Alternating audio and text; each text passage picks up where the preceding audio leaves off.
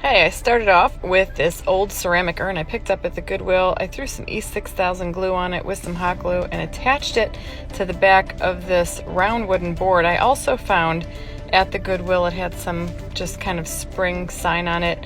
I went ahead and added a bunch of colored round beads to the outside simply by attaching it with hot glue.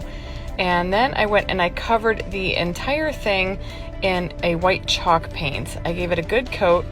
And the graphic that was on there was a little raised, so I took some crumpled tissue paper and I Mod Podged it down on the surface of the round wood tray.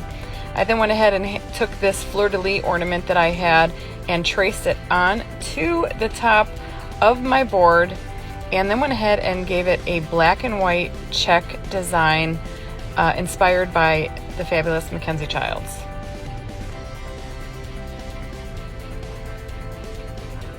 I simply put that color on with some black enamel paint using a nice flat-headed brush to make sure that all of my cuts were nice and sharp.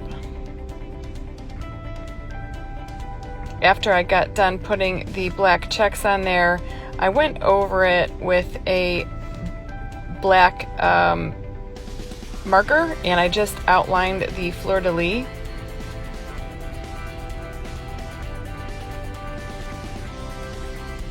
Once I had that all nice and dry, I took some black and clear wax and I simply brushed it all over the pedestal base and all the way around the beads and the wood board, and also on top of the board. I applied it, then I wiped it off with a paper towel and a baby wipe. I wanted to have that old world kind of Tuscan effect, so I did the entire thing, and you can see it really brought out the crinkles from the tissue paper and gave it that old aged look. I then took some liquid gold leaf and went over and around the entire fleur-de-lis, and then also added in some gold dots in between each check, and then added some decorative hot glue dots right in the middle of the fleur-de-lis, and I painted them with the liquid leaf as well. You can find all of my favorite links over at my website, which is pinned in the video description, so make sure you go over there and check that out.